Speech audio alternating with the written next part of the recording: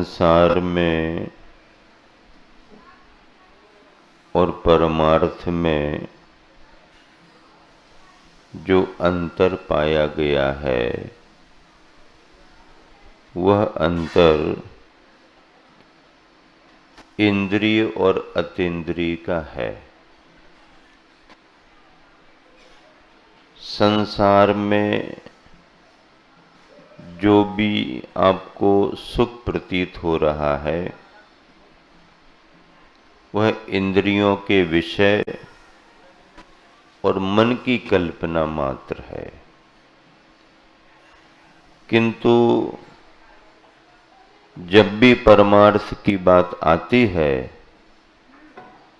तो उस परमार्थ में इंद्रियों के विषय भी नहीं है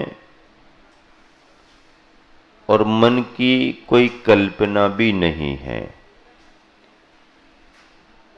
वहां तो आत्म अनुभव की बात जुड़ती है। ज्ञानार्णव ग्रंथ में आचार्य शुभचंद्र महाराज जी ने ध्यान की भूमिका के लिए सबसे पहले पंचेंद्रिय के विषय व्यापारों से दूर होने की बात कही है, संयम को धारण करने की बात कही है। बगैर संयम के कोई भी साधना के मार्ग पर आगे नहीं बढ़ सकता। तुम 1 घंटा मुद्रा बना करके बैठ जाओ, हम तो ध्यान कर रहे, ये कर रहे, वो कर रहे, ठीक है, अच्छी बात है। उठने के बाद क्या कर रहे ये और बताओ, उठने के बाद क्या कर रहे ये और बताओ। 10 लक्षण पर्व में कई नए नए गृहस्थ और नए नए युवा आ जाते हैं, हम भी 10 करेंगे, हम भी 10 करेंगे, हम भी 10 करेंगे। करो 10। जो केवल करने को ही धर्म मान रहे हैं उनकी बात कर रहे, जो उन पर्वों का, उन धर्मों का महत्व समझते हैं वो अलग भावना से करते हैं, लेकिन अपने अपने भावों में हम भी करेंगे, हम भी करेंगे, हम भी करेंगे, तो ठीक है, करो। 10 दिन तो कर लेते हैं, करने का मन बना के करते हैं तो कर लेते हैं। और जैसे ही 10वां दिन होता है, कई नए नए युवा और बच्चे तो रात 12 बजे की घड़ी, 11:30, पौने 12 बज गए ना, अब दिन बदल गया। अरे ये क्या है? नहीं, उनको तो दिन बदलना, घड़ी से चल रहे ना हम। और उनके मन में कुछ भी आने लगे। नहीं, ऐसा नहीं। 10 दिन के उपवास करके फिर 11वें दिन तुम क्या कर रहे हो ये हमें ज्यादा ध्यान देना पड़ता। जो नियमित दिनचर्या करता है, धर्म के महत्व को समझता है, स्वाध्यायशील है, वो चाहे 1 करे, चाहे 2 करे, चाहे 5 करे, चाहे 10 करे, उसके बाद में भी उसकी वही दिनचर्या फेर बदल को लेके थोड़ी चलती रहेगी। लेकिन नए नए भावों में आकर के नया नया कोई कर लेता है, तो 10 दिन के तो उपवास किए और 11वें दिन की पारणा ढाबा में जाके कर ली। कहाँ? होटल, रेस्टोरेंट, ढाबा, मित्र मंडली बुलाओ, पारणा वहां करेंगे। अब होटल में पारणा हो रही है, होटल के सामान के साथ पारणा हो रही है, तो 10 दिन के उपवास का कोई ज्यादा महत्व नहीं। आचार्य महाराज कहते हैं कि थोड़ी देर के लिए तुमने सब कुछ कर लिया तो वही पर्याप्त नहीं है, उसके साथ तुम्हारे जीवन की दिनचर्या के क्या क्या और नियम हैं, इस पर विचार करना पड़ता है। इसलिए आचार्य शुभचंद्र महाराज जी ने जिन्हें ध्यान करना है उन्हें योगी बनाया है, जिन्हें ध्यान करना है उन्हें योगी बनाया है। उन्होंने कहा कि भोगियों को ध्यान नहीं होने वाला, ध्यान तो किनको होगा? योगियों को होगा।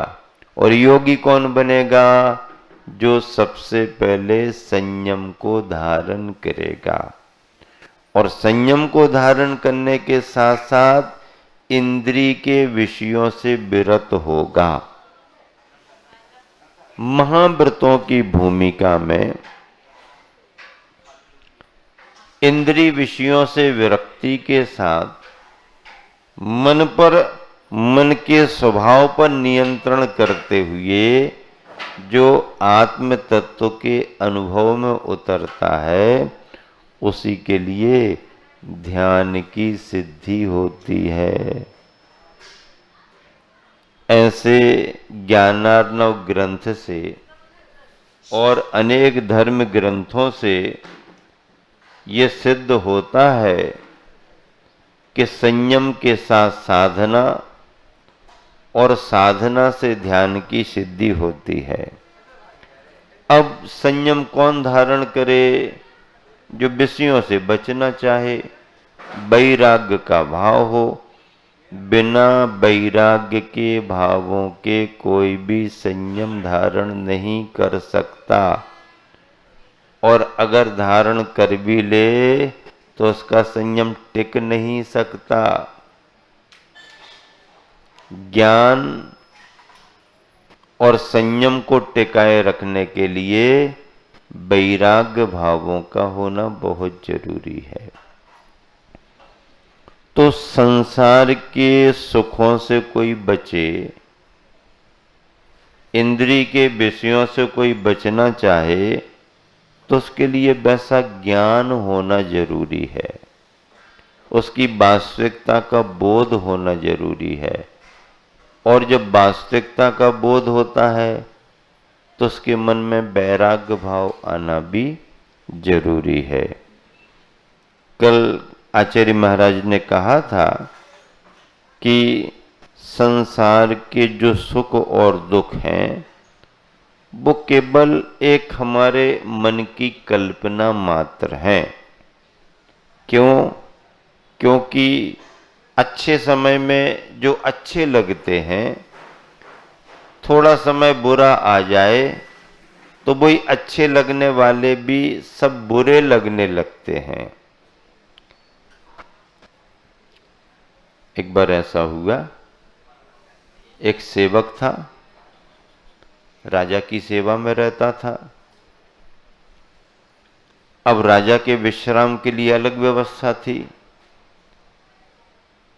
तैयार किया जाता था, और राजा की इच्छा के अनुसार विश्राम स्थल पर फूलों से सेज बनाई जाती थी। ताजे ताजे फूल लाओ और सभी बिल्कुल डनलप से भी ज्यादा नरम नरम होना चाहिए, उस पर वो विश्राम करता था। राजा का सेवक रोज उसी तरह की तैयारी करता था, समय पर आकर के राजा विश्राम करता था। किसी एक दिन उसके मन में आया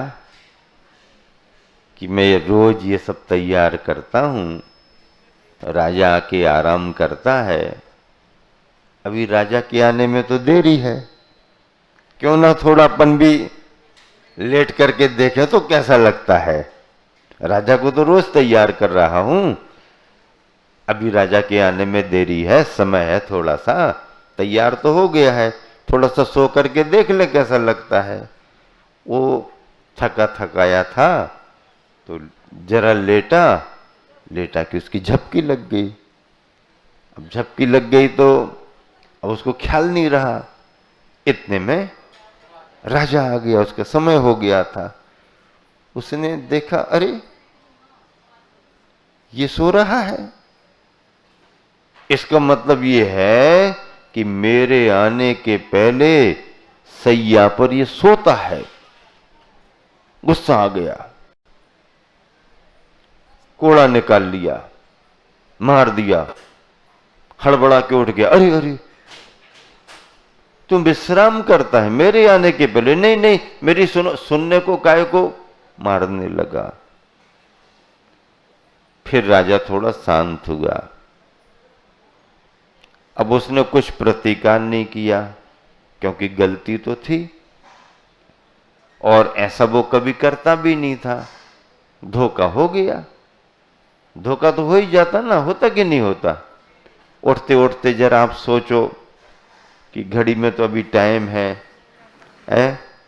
अभी तो थोड़ा सा और 10-20 मिनट का टाइम है, जरा थोड़ा सा, तो जो एक बार और आपकी नींद लगी तो आपकी ट्रेन वंदे भारत बन के कब सरक जाए, कितनी लंबी निकल जाए पता ही नहीं।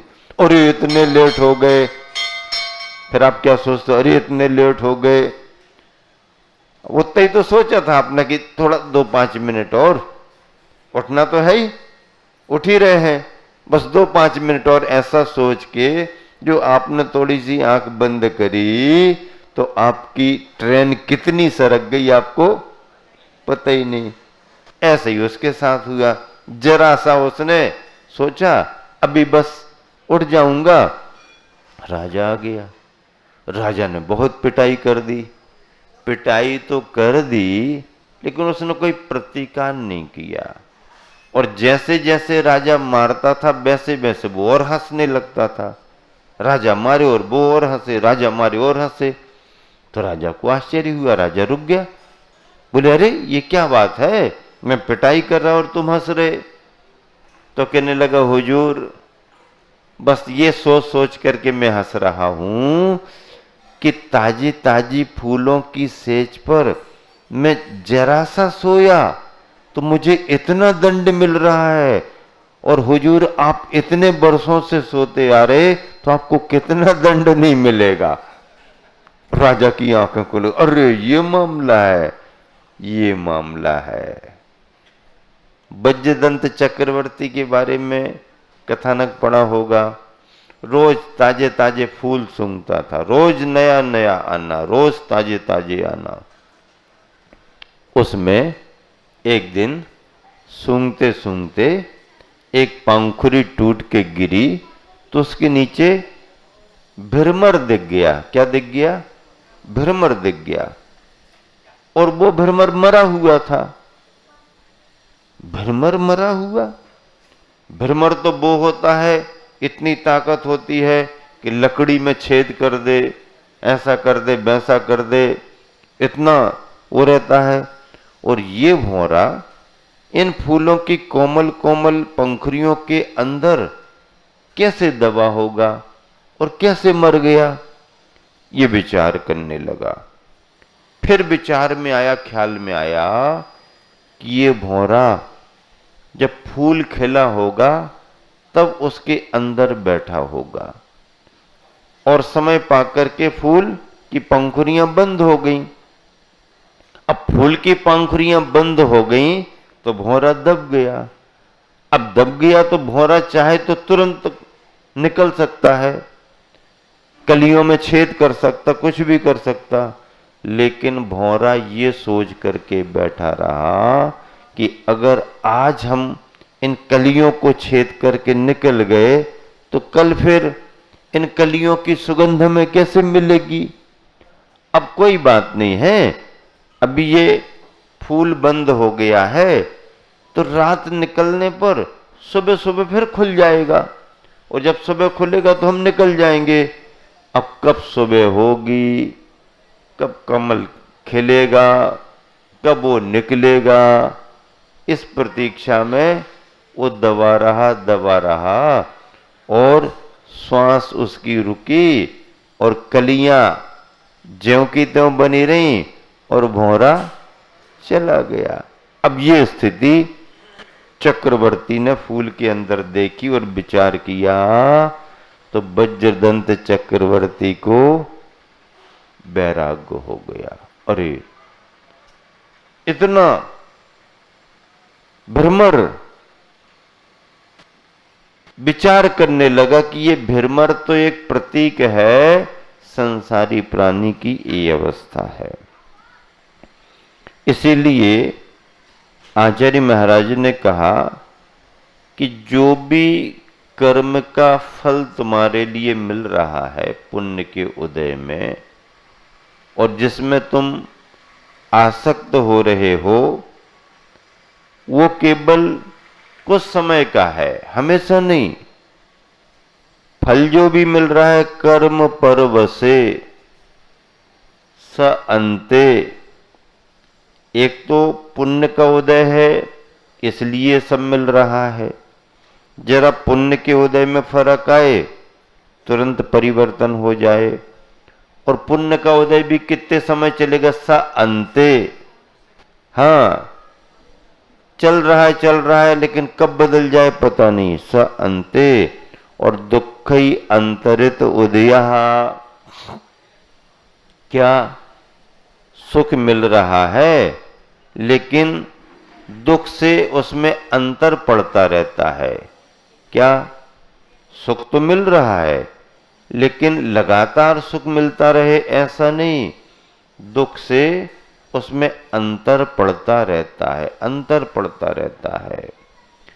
पुण्य का उदय सभी को एक जैसा हर समय नहीं रहता, तो पाप कर्म का फल भी किसी जीव को हमेशा एक सा ही नहीं बना रहता, उसमें भी फर्क आता है। पुण्य का उदय आया और उस फल की आपने उपेक्षा कर दी, मुझे नहीं चाहिए, नहीं तुम्हारे पुण्य से हमें आवश्यकता नहीं है, तो पुण्य और बढ़ेगा। और पुण्य का उदय आया, पूरा का पूरा उपभोग करेंगे, कहीं जाने नहीं देंगे किसी को नहीं, तो फिर उसमें पाप का कारण बनेगा। ऐसे सुख में अनाकांक्षा रखना, आसक्त नहीं होना सम्यक दृष्टि का धर्म माना गया है। इस तरह से इंद्रिय सुख दुख भ्रांति मात्र हैं। क्या है? भ्रांति, कल्पना मात्र हैं। हमारे मन में जो बात अभी इष्ट लग रही है, जरा सा दूसरा समाचार आ जाए तो वही बात और वातावरण अनिष्ट प्रतीत होने लगता है।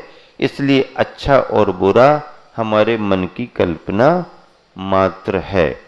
इसलिए ज्ञानी को इन सब बातों को समझ करके तत्व के महत्व को समझना चाहिए और अपना जो आत्मिक तत्व है उसको पाने की निरंतर भावना करनी चाहिए।